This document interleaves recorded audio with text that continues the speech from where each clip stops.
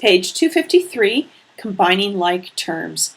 I'm going to read the description of combining like terms and see if you can figure out what this feels like to you, since we've already really learned this.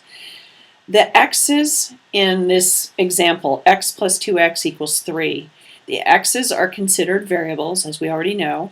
The numbers in front of the x's, 2 and there's a 1 in front of x, are called coefficients. And then it equals 6, which is considered a constant, a whole number. So while we combine like terms, the terms themselves have to share the same exponent value. So if you've got just an x and a 2x, those have the exponent value of 1. We can combine them. At the bottom of the page, I show you two examples of how not to join variables. And for example, x to the x squared plus x cannot be added because the exponents are not the same. The second one below, 3a plus 3b, also cannot be added together because a and b are not the same. So when we talk about like terms, we're talking about the same variable and same exponent value.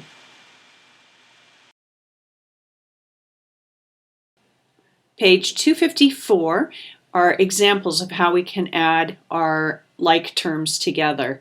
The first one, 3a plus 3a equals 6a, obviously. And then the second one is an exponent, squared exponents, and we can add those two together as well. 3b squared plus 2b squared equals how many?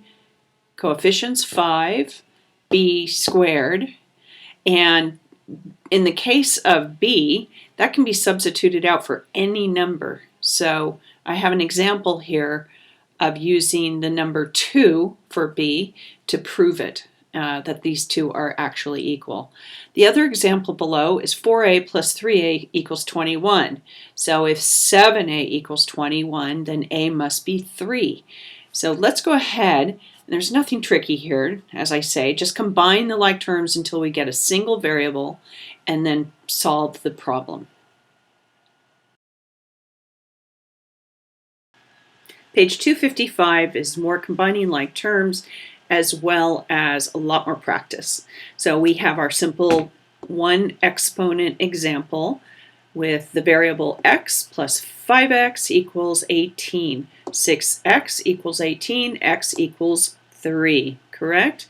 And look at that, what we've learned. We're going to divide 6 from both sides to keep it balanced. Go ahead and combine the like variables and solve for the next few problems. The answers are all in the back of the book, of course. Page 256, we're combining like terms, and we're going to solve for each variable. The top section of the page is a continuation of the page before, so I don't need to explain it. We've got the same terms, we've got the same exponents, and then we're solving for a variable based on balancing of equations. The bottom page is doing the same thing and substituting in a number for the variable. So good luck, and we'll see you on the next page.